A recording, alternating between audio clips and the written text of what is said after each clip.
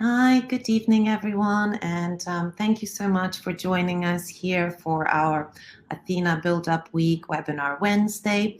Only 3 days to go until our Athena Hackathon, which is this Saturday.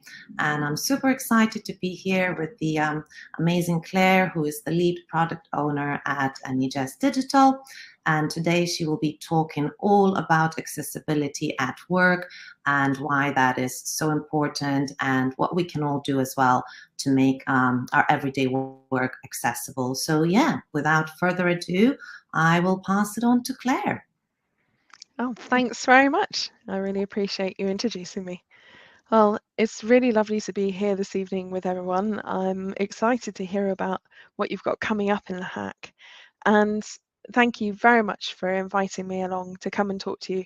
This is going to be a bit of a mixture between my personal experience as a woman with a disability and a neurodiversity, and some of my experience as a product manager in the NHS designing accessible products for our citizens and users.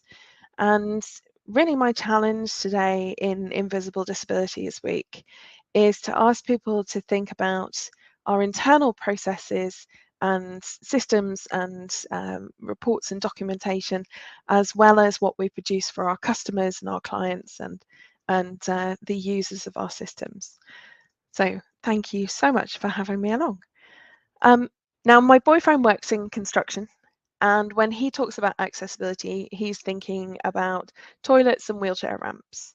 And when I think about accessibility, because I work in the digital product space, I'm thinking about this kind of definition, which comes from the NHS Service Manual, about making things digitally accessible and also providing non-digital alternatives that allow people who are not part of the digital world to still access our services in a way that doesn't discriminate against them. And as it says there, everybody has a role to play in making our services accessible and inclusive. But actually, we also need to think about our internal services and our internal products. So let's have a think about what happens for people with neurodiversity. So we talk about people who are neurotypical and people who are neurodiverse.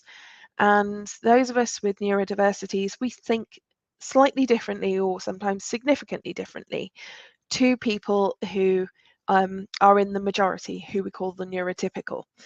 And so you can see here on this fantastic slide from Genius Within some of the strengths of different neurodiversities. So for instance, I'm dyslexic, so I'm inventive and creative. Yeah, okay, I'll take that one. And I definitely I'm really good at spotting patterns. My staff will tell you that I can see something that's out of alignment or not matched to the strategy. Looking at, for instance, a massive diagram that might have hundreds of different items on it, and I can spot where the patterns are, and I can spot where things are in the right or the wrong order. I also have dyscalculia. Now, dyscalculia is like dyslexia, and it is about processing information and it's getting it in and out of your brain, but it's specifically about numbers. And so it mentions strategic thinking, practical ability, intuition, problem solving. And I definitely hope I am all of those things. And actually, I would say that as a product manager, those are the key skills I need to have. So in order to do my job, I actually benefit from being neurodiverse. I've got other colleagues who are on the autism spectrum or who have ADHD. And they, for instance, with ADHD, are very creative and insightful, and they have an ability to multitask, which I can't do. And they also are very good at having a real significant focus on things. Whereas my autistic colleagues, they're often excellent problem solvers, very good at doing analysis. And I would often work with somebody who perhaps is on the spectrum, who would assist me with finding out trends and analyses of what's going on in my user base so that I can design a better product for those users. So as you can see, there are actually different advantages to the different neurodiversities. Not everybody wants or needs to be neurotypical, and actually we bring a lot to the workplace. Now, the statistics show that somewhere between 15 and 20% of people actually are neurodiverse in one way or another. So if we take 20%, that's 1 in 5 of us. 1 in 5. There is probably somebody in your office who is neurodiverse, and you may not know about them. And we do a lot of user research here at NHS Digital. Here's some phrases that we got from users who are dyslexic, like myself.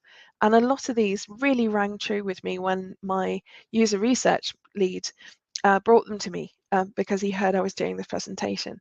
So needing more time to digest information, using password savers because our memory, particularly of numbers and letters, and being able to actually take a number or a letter from one place and put it somewhere else without messing them up or changing the numbers or switching the order around. Using assistive technology. Now I'm going to show you actually a little bit of assistive technology later in this presentation. I definitely find myself battling with the desire to walk away when things feel too complex. And yes, definitely big blocks of text. I find it very difficult to absorb them, particularly if I'm trying to read them rather than listen to them. So those are absolutely typical findings of somebody who's neurodiverse. And I use that kind of thing all the time for designing my systems. And what I want is that the organisation I work in and the organisations you work in to actually take this into account for your internal approaches as well.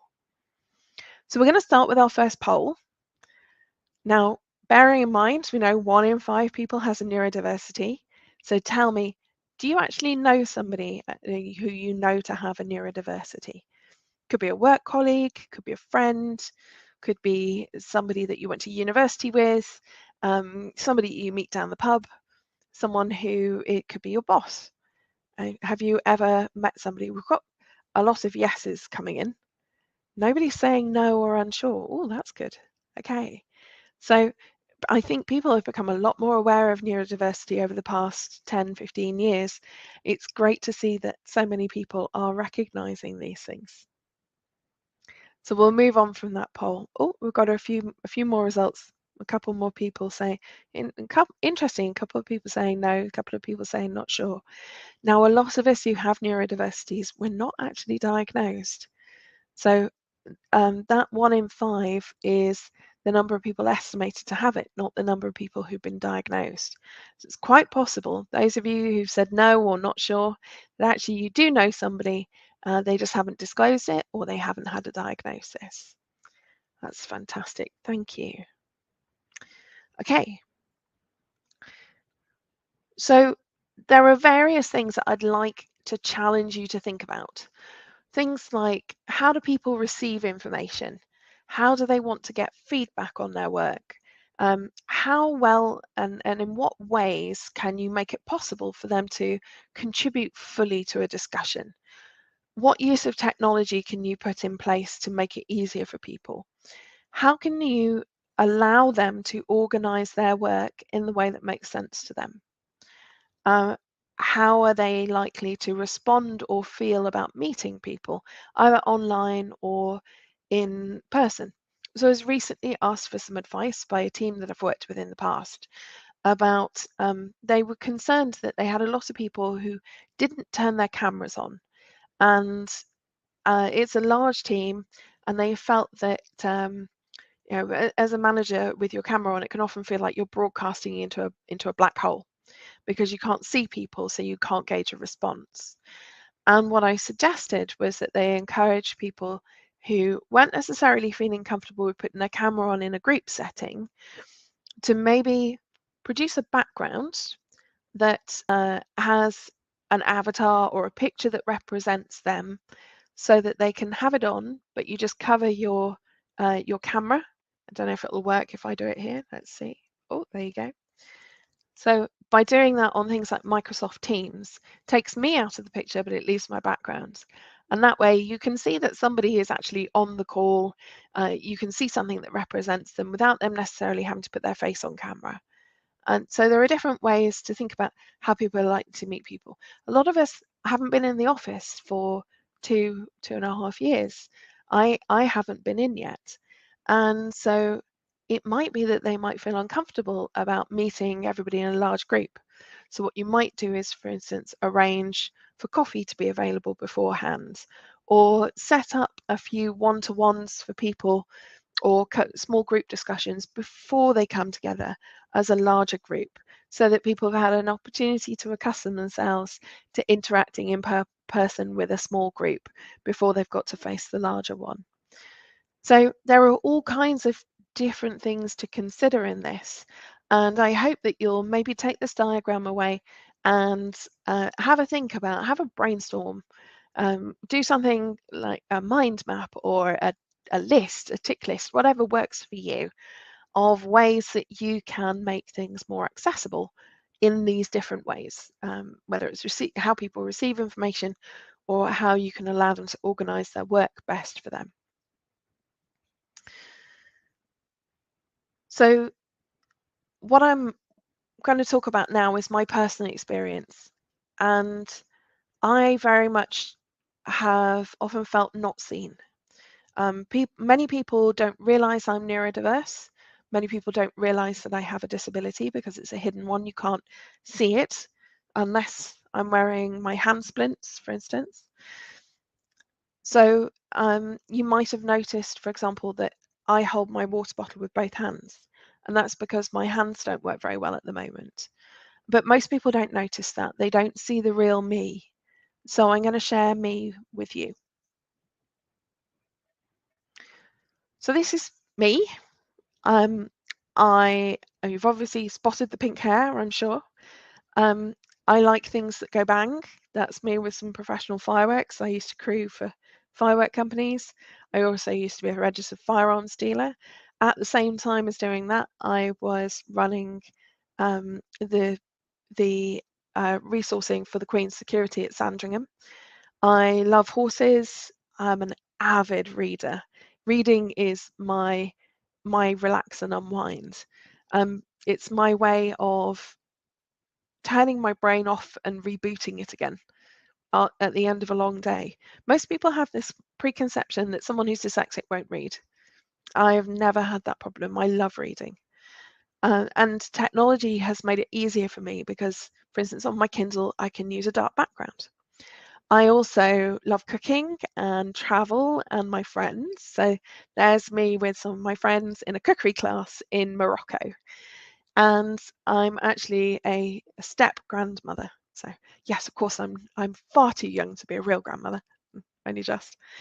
But my stepson has a couple of children, so you can see me there with my latest grandson. What else about me? I'm the trustee of a charity called Building Self-Belief. Now, Building Self-Belief works with children and young people in deprived areas of the UK to improve their resilience, their well-being, their mental their mental health in many cases, so that they can be full participants at school, in their communities. They can meet their potential, and it improves their home life as well as their academic work. And you can see there an example of one of our projects. And I'm really proud of the fact that I've influenced our charity to make sure that we have an accessible website. So you'll see that we've got the questions, the images, sorry, very clearly separate from the text, so that everybody can see it easily. There's a really obvious call to action, we call it in digital terms, which is that donate button, which is the really obvious one on the menu. So those kinds of things. I'm really proud of the work I do with that charity. And I hope that whilst I am white and I am middle class, I do at least bring some different perspective by being a woman with a disability and a neurodiversity. I also have fibromyalgia. Now, fibromyalgia is a neurological condition, and it causes, as you can see there, this is from the NHS website, so I've got to plug our products. It's increased pain, I can experience a lot of fatigue, tiredness, muscle stiffness, problems with sleeping, brain fog, that's the big one at work, that and the fatigue, and IBS and so on. And some days it affects me to the point, oh, my pictures are not showing. How weird. Let's do it this way then.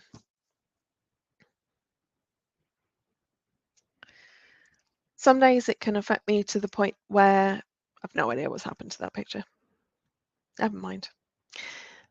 Where I'm actually not able to get out of bed, and I have to work lying flat. And what you would have seen if I had a picture was my mum took a picture of me during the pandemic when I was working on the COVID-19 response, and I was literally lying in bed with my laptop in front of me, typing away. So I'll go back to sharing my screen. Sorry about the lack of picture there, don't know what's happened. So I think it's time we did a little demo. Yeah, you can tell I'm also a Strictly fan. So let's have a look. This is a document. My boyfriend's doing an MBA at the moment. Very exciting. Now this is actually quite an accessible document. As you can see, it's got headings that are very clear. I can contract and expand text in order to show the detail, but it doesn't overwhelm me because I can shut it away. I can see the structure of the document. I can jump around because it's got a index at the front, that kind of thing. And he's actually used, for instance, this is called an Ishikawa fish diagram, which is a type of mind map that helps you think through a problem. So you can see that he's actually structured his report, his MBA assignment, using his mind map. And so I'm just going to scroll back out, put my cursor in here, and I'm going to show you a bit of my accessible software. Wake up. This is to demonstrate that Dragon Naturally Speaking can dictate text into a document very quickly.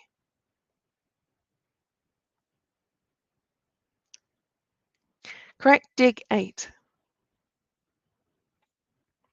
Oh, correct that.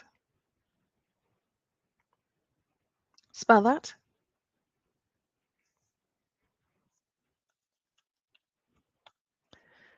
Go to sleep. So you can see that software like this, and it has to learn my voice, and occasionally it will make a mistake, as you just saw, but it has to, it is a way for me to be able to put text into a document without having to worry about my spelling. It will allow me to think out loud, which as an extrovert is really helpful, and it's a lot quicker than me typing. And with my hands being a problem, it means that my hands are not in pain because I'm not typing regularly on the keyboard. Now, here's the challenge for you. This software works great in things like Microsoft Word. It does not like things like Mural and Microsoft Teams and Slack and other software like that. And so one of the challenges for people like myself is sometimes there are not pieces of software out there that actually meet all our needs. And so we have to find other ways to meet those needs.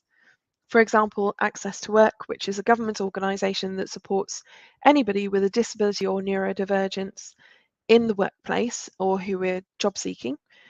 It supports them to put in place what are called reasonable adjustments that allow them to do their job. And at the moment, I'm talking to them about getting an assistant who will help me in the situations where Dragon doesn't work or isn't sufficient. For example, I can't use it to take notes when I'm chairing a meeting because I need to be talking on the meeting. So sometimes technology is not the answer.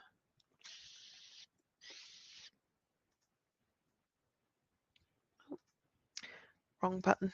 Something I do fairly frequently is hit the wrong button.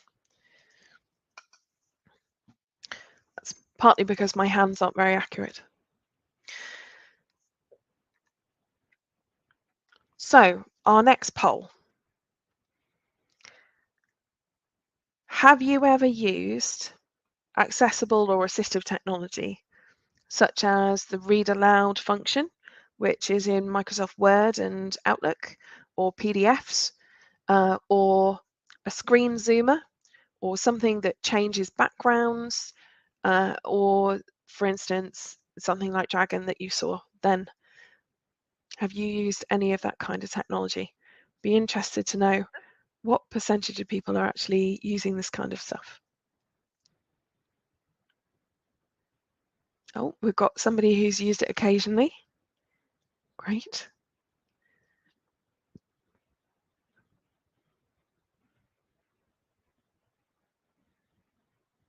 Is there anyone else out there that uses it all the time? Maybe you're using one I haven't even covered today. There are lots of them out there. Well, it looks like most people are going for it occasionally. Interesting.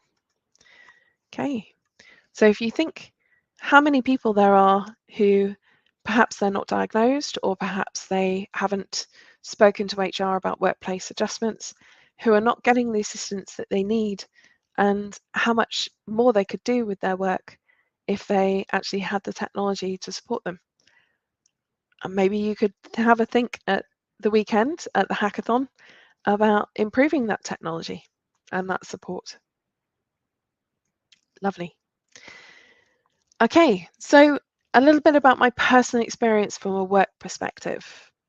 So this is a fairly typical board report. Obviously, I've blurred it out so you can't see the detail. But as you can see, there are lots of different sections here. There are different colours. Different topics are covered in different boxes. I'm not entirely sure which bit I should be reading first. My brain looks at this kind of thing and it tries to take in all of it at once. And it's actually very dense. Now, it's also, this particular one has been produced in PowerPoint. PowerPoint does not work with the inbuilt screen readers in Microsoft. So you'd have to have a specialist screen reader, and somebody would have had to make sure that this slide deck and each slide within it has a reading order that's been programmed into it in the background. Now, I'm going to be sharing at the end of this video some links, including one to the Microsoft PowerPoint how-to guide on making PowerPoints accessible that does show you how to do this kind of thing. And it's fairly simple and straightforward when you do it. But what it doesn't do is it doesn't do it automatically. So if I were using a screen reader, which I probably would because I'd need to hear this in order to take in the content, it wouldn't know where on the screen to start.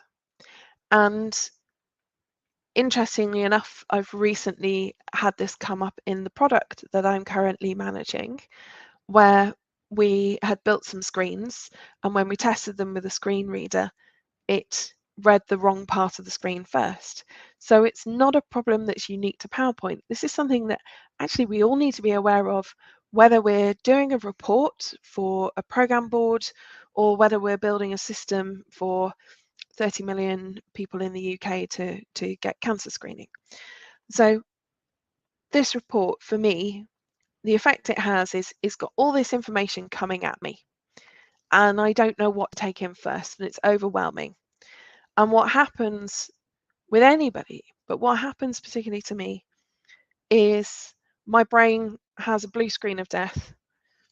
It shuts down to protect itself, and it takes a little time to reboot. Sometimes this will be when I've had to go off and read a book for 10 minutes just to completely clear my head, or have a lie down. One of the reasonable adjustments actually that occupational health agreed with me is that I have half an hour in my diary every afternoon to go take a rest or even to sleep. Now, having fibromyalgia makes the impact of this kind of thing with the dyslexia worse. And by having that sleep, not only am I getting rid of some of the fatigue hormones that have built up during the day that would otherwise mean I'd be asleep on the couch at 6 o'clock. But also it gives my brain that chance to reboot after all of the information that's been thrown at it. So I want you to have a think now in a poll about how often do you write reports or documents that someone else has to read? How often do you write something that there may be somebody out there who struggles to take it in? Maybe like me, they're sat there at 7 o'clock in the evening trying to read it all because they haven't been able to process it during the day. So we've got people who are doing it daily, somebody who's doing it a few times a week. I think if you then think about, it might not be reports, it could be things like, I don't know, a training manual, or it could be an article on the internet. I've just published one on our internet and our LinkedIn, and thanks to the team here at the Athena Hackathon for reposting that for me, on invisible disabilities. And what I've done on that is made sure I've broken up the text, I've put images to bring in the reader without overwhelming them with a big block of information, but telling the story in a simple way. So pretty much everybody on this webinar, by the looks of things, at some point in their working life on a fairly regular basis, they actually will produce reports and documentation that people are going to need to be able to read and absorb. And you've seen what happens to my brain when I try to read and absorb these. You should try me trying to write them. That's even worse. Now, why do I have this issue with these reports? It's because as a dyslexic person, I'm not a linear thinker. I'm a non-linear thinker. This is why I see patterns and connections and why I see the strategic picture, which makes me good at my job. But it also means that unless you have really channeled me, I'm going to try and take in everything. And what I need to see are connections between things. Now, that board report, I couldn't see the connections and I couldn't see a linear flow. So I wasn't getting either squashed into a neurotypical linear pattern where it's like, okay, you've told me the story, A happens, then B happens, then C happens. And I can see why A is described first and B builds on it and C finishes it off. Corporate storytelling is a real skill, and that's what you're doing in a linear report. But what I also can't see is the pattern that you want me to see across that, because there's too much information in it. Now, this is a mind map. Oh, let's see if this will load. Interesting. So mind maps can look just as busy as that text, and it looks like it's not even going to load. Let's see if it'll load in normal space. Oh, okay. So a mind map is a diagram where people draw connections and they might have a central point, which is their central idea. Maybe it's the report that they need to make to the board, and they'll have a bunch of points that they need to make. Maybe they need to talk about resourcing, and they need to talk about the next release of the software that's coming out, and they need to talk about the latest findings of the user research team. And what that allows them to do is to follow a thread that keeps them on track, and then move on to the next thread and follow that and keep that on track. And for many of us who are non-linear thinkers, being able to take notes that go all over the screen instead of being forced to take linear notes like a neurotypical person would, does make our lives much easier, even though it can actually look just as busy. And I've had user researchers and designers come to me and say, how is that any better? And when I explain it, they understand why that works better for my brain. I'm sorry you're not getting to see this. We'll make sure that that the presentation goes out. Okay, so Here's an example of something we do really well. The NHS has the NHS website, and here you can see NHS Digital's API catalogue. Now, if like me, you're not very technical, you won't necessarily know what an API is, but what you can see on this page is clearly structured information. There is an easy way to search through stuff. There's easily differentiated sections. This is the A's, this is the B's. Links are very clearly marked. You can see, so a screen reader would find it very easy to pick up that access control service is a link out to something. And it's also tagging been used to make it easier to search it. And so you could click on any of these tags and it would show you all the APIs that are tagged that way. And we build accessibility into our systems from the ground up. The NHS website, the e-referral service. Don't know if any of you have ever, for instance, been referred to hospital by your GP. If you go on there to book your first appointment, that website has been very carefully designed. The content of the letters that we send, central letters certainly, have been through a content designer. And a content designer's job is to gauge the audience and phrase things in a way that will be absolutely clear to that audience.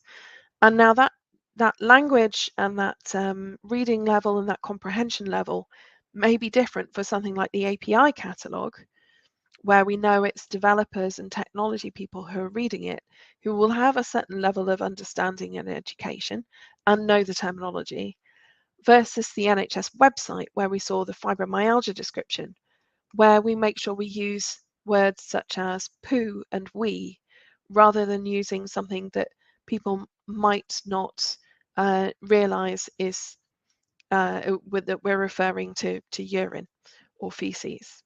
So those are words that are not as accessible to people with a learning difference, and therefore we're always aiming to be as accessible as possible.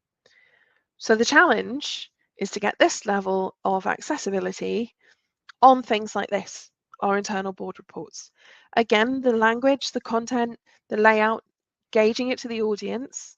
No, the report is not going to go to the completely widest audience that the NHS website does, but it does still need to take account of that. And there's also things around that, such as things like working patterns. I've talked about my rest break.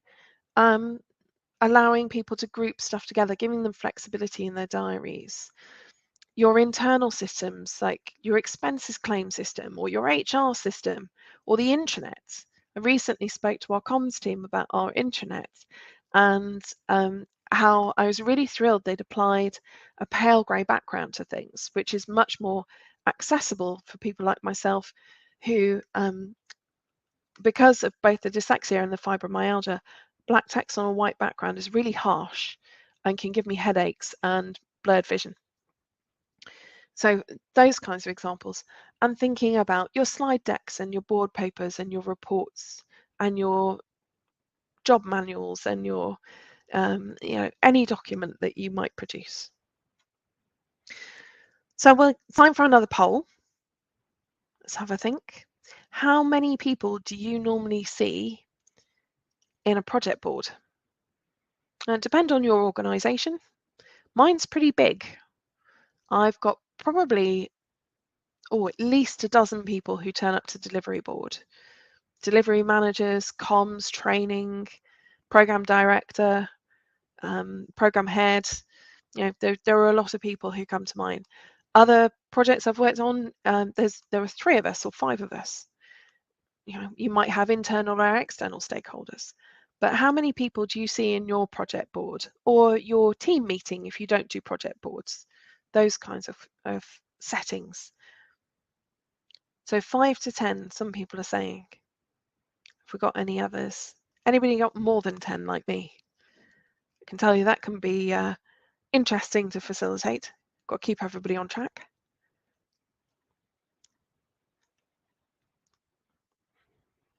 Oh yeah, so some have got 1 to 5. So for those of you who've got 5 or more, Given that statistic that we talked about at the beginning, that 1 in 5 of us have got some form of neurodiversity, there is someone in that room who is potentially struggling with the reports that you are giving them. Maybe you're not giving them enough time in advance to read them or put them through a screen reader, because you can't put a presentation on screen live in a meeting through a screen reader. Or maybe the report that you're producing, the layout isn't conducive to somebody understanding the story that's being told, and they're jumping all over the place. Or maybe they can't see the overall structure before they get into the detail, like we had, for instance, with my partner's MBA report, where he showed the structure, he showed the diagram, the mind map at the top, which gave the strategic picture and everything he was going to talk about. And then he went into detail below it in a way that could be collapsed or expanded depending on what you were interested in. So I put that poll up to really challenge you to think about who's in the room. Now, as I've been talking about not just things that are about technology, and context switching is my biggest bugbear, and it is why I fall asleep on the sofa at 6 o'clock, especially if I haven't got my rest period, and quite often I don't manage to get it. But even if I have got it, quite often I'm pretty shattered. And this statistic I've seen in many places can take up to 25 minutes to fully get your focus back if you've had a short interruption.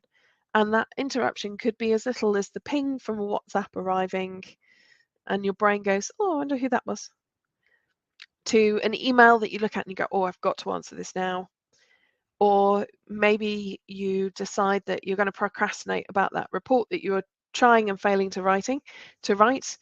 Being a typical dyslexic, my reports often get written at 6 o'clock the night before because I've been putting it off and putting it off and putting it off. And so I've, gone and put the washing machine on or emptied the dishwasher. I have the cleanest kitchen on the weeks that I have to write lots of reports. But context switching is something that affects absolutely everybody. And this is where you're moving from topic to topic. And sometimes you're moving from topic to topic on the same level. Now, I might, on an average day, be looking at 8 or 10 different topics. And if they're all at the strategic level, that's a pain, but I can do it. Or if they're all at the operational level, maybe the team want a decision as to what format we're going to put dates in on the system that are going to be accessible both to the reader who is neurodiverse and to people who use assistive technology. So you need to make sure that your screen reader reads the correct date out and doesn't think it's an American date, for example.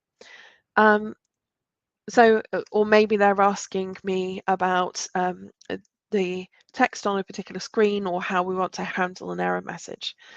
That's all at the same level as well. And again, it's context switching, but it's context switching at the same level. The issues come where I'm switching particularly between that operational level to the strategic and back to the operational again. So I might, for instance, have the operational stand-up where the teams bring me their individual issues. Then I might go into a strategic board meeting about the funding for the entire product. Millions and millions of pounds being discussed there. Then I might go into a meeting about the dates. Then I might go into another meeting about the roadmap, which is the strategy of where the product's going, how we're building functionality, how we're building value into our products over the space of maybe 6 or 12 months. And at times I can be moving from meeting to meeting every half an hour for an entire day with a different topic in each meeting. And that is absolutely exhausting. Now, it's exhausting if you're neurotypical, but if you're neurodiverse and context switching, combined with that fibromyalgia brain fog, combined with the difficulties concentrating that you often get with dyslexia, or perhaps somebody with ADHD or autism who are hyper-focused on something, and then they have to break out of that hyper-focus and concentrate and take something else in and then go back to it. That's really difficult. So that's where it's really helpful to give people the freedom to manage their diaries and have sensitivity about your diaries. Now, those of you who work in Agile, I'm sure will have heard of team charters. And a team charter is where a team gets together and agrees how they will work together, how they'll communicate, when they'll meet, what they'll meet about, who'll organise stuff, what they will and won't accept, its behaviours, its values, it's the type of work they do, it's the vision for the team. And those are a great opportunity for both the neurotypical and the neurodiverse, and those of us with invisible disabilities and visible disabilities, to say what we need. You know, I need to have a break in the middle of the day where I get to at least clear my inbox, or even just, go and have a walk around the block, so that I don't get to the point where my brain gets the blue screen of death and forces me to reboot and I miss half a meeting because I haven't taken any of it in. It might be that you might agree that every Wednesday afternoon you'll have a meeting-free afternoon, and that's when I might be able to actually write these reports before 6 o'clock in the evening. So have a think about how you can make things flexible, how you can give people the opportunity to express what they need without having to talk about what condition they might have or difference they might have, but actually focus on what's important for that person. How do they need to receive communication? Do they need to have one-to-ones? Do they like to work in small groups? Do they want big stand-ups, small stand-ups? Can they cope with context switching, or do they need set period blocks of time where they can do deep concentration? Those are the kinds of questions that you would absolutely answer in a team charter. And then everybody's needs can be taken into account. Is it me with my brain fog, or is it the guy who's just had, they've just had a baby and he's getting up to do night feeds? Is it somebody who needs to do the school run, or somebody who, like me, it takes me 3/4 of an hour to be able to actually stand upright and move around properly? So getting to my desk before 9 a.m. is a real effort for me. Everybody's got different reasons for needing accessibility, and not all of it is about dyslexia or other forms of neurodiversity, or about disability or long-term conditions. So I want to challenge you in the chat now. I'd really like you to put in the chat something that you can go into the office this week and change. What are you going to do tomorrow morning that's going to make your workplace more accessible for the people you work with? Maybe it's that you're going to go and check that the weekly newsletter works with a screen reader.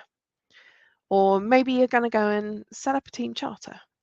Or maybe you're going to suggest at the next team meeting that everybody blocks out 2 hours in the middle of the day to get a break, have some lunch, and get through their emails.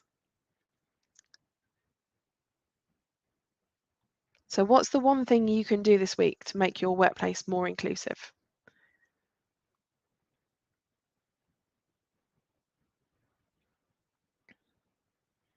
I should say thank you, Egle, for managing the chat so well all the way through, posting links and everything in there. Really appreciate it.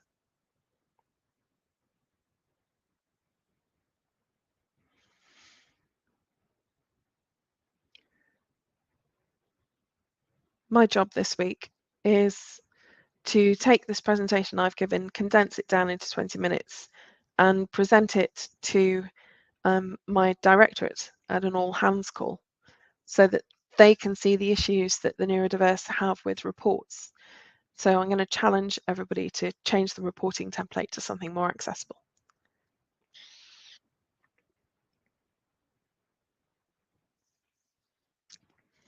Well, I'll let you have a think in the background about that. So there are quite a few things that you can do to take account of neurodiversity invisible disabilities and visible disabilities, and actually the needs of anybody who is struggling with some form of information processing or communication, for whatever reason that might be. You know, maybe they've had a sleepless night, maybe they were at a festival over the weekend and they're suffering the following morning. But it's things like using bullet points rather than blocks of text. So it's really easy to define, okay, we've moved on to a different topic. Highlighting keywords. I go through my reports and I bold and highlight over anything in my reports where I know I need to talk about in the meeting, and then because I want to draw the eye to them.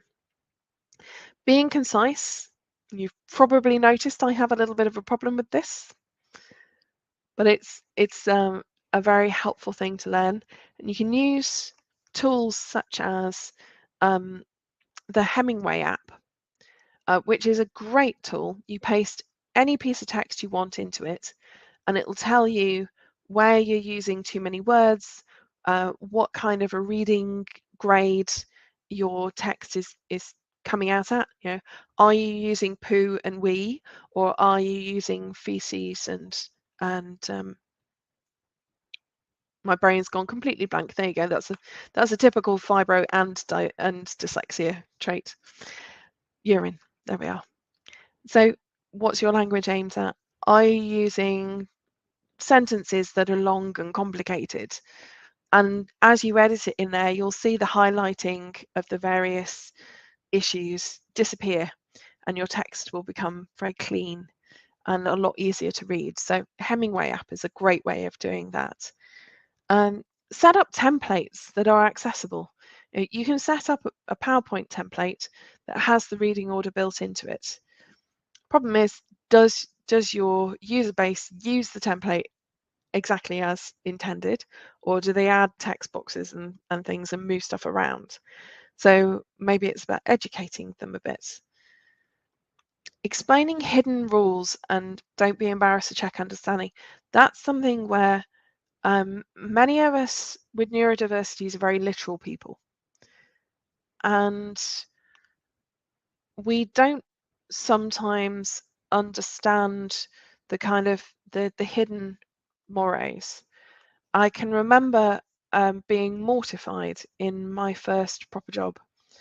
I don't drink tea and coffee. Well, I drink a little bit of coffee these days, but I didn't at the time. And so whilst for the first couple of weeks I offered to make drinks for the team, when nobody had done so for an hour or so, they never took me up on it because they knew I didn't drink tea and coffee myself. So I ended up just grabbing the water or squash that I was drinking, and I stopped asking the team. A new manager came in and pulled me up on this and said that I wasn't being a team player because I wasn't offering to make drinks for people. I was thinking, but they kept saying no, and in fact they told me, don't worry about asking, we know you don't drink it, and therefore we don't expect you to make it for us. Probably they also knew that my tea was absolutely terrible, but so these hidden rules, we don't always get it, we don't always see it. We can be very literal about things. I have had to learn to read a room. I have had to learn to read expressions in the way that an adult learns a language.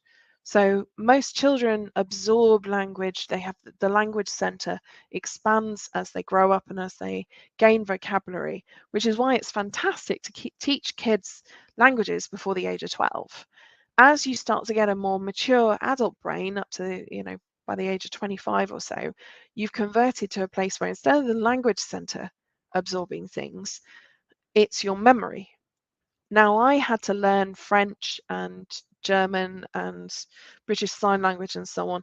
I didn't have to learn them, but I wanted to learn them. But I had to learn them in that memorization technique because with my dyslexia, I didn't absorb it properly into the language center.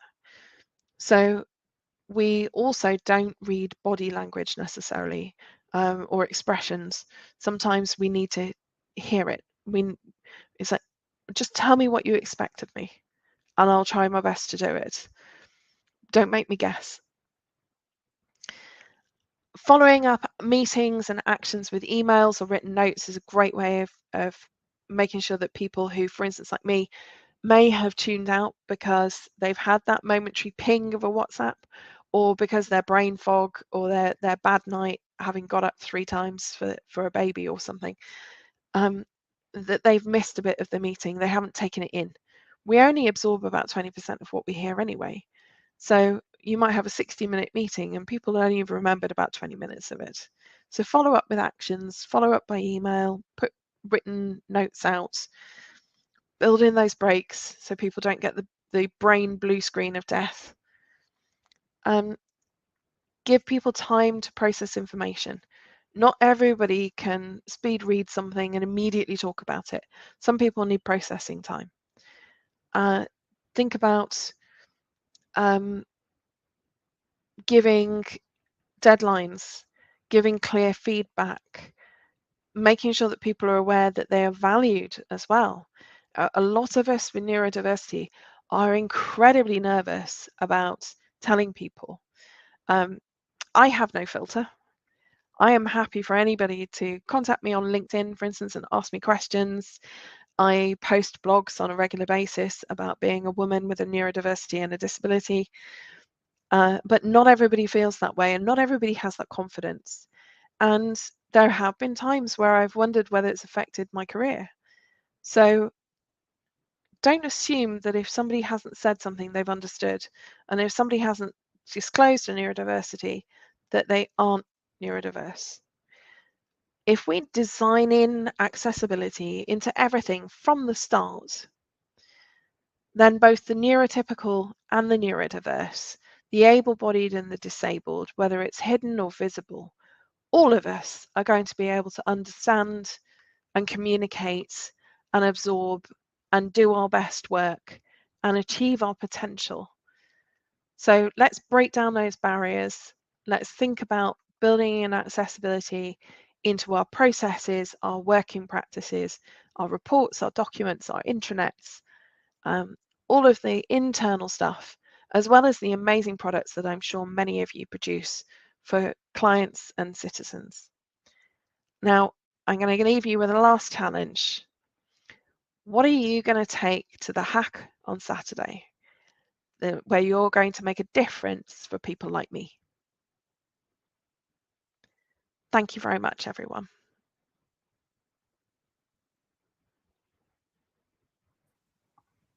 So thank you so much, Claire. It was really, really an amazing webinar, and I think just very inspiring. Yeah, so thank you so much, and thank you everyone who joined us as well this evening.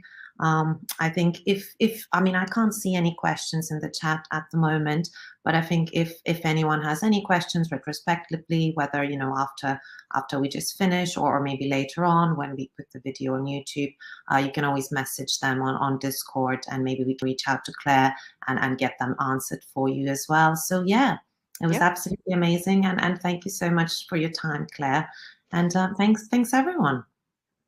Thank you very much. It was a pleasure. Have a great time on Saturday. Thank you.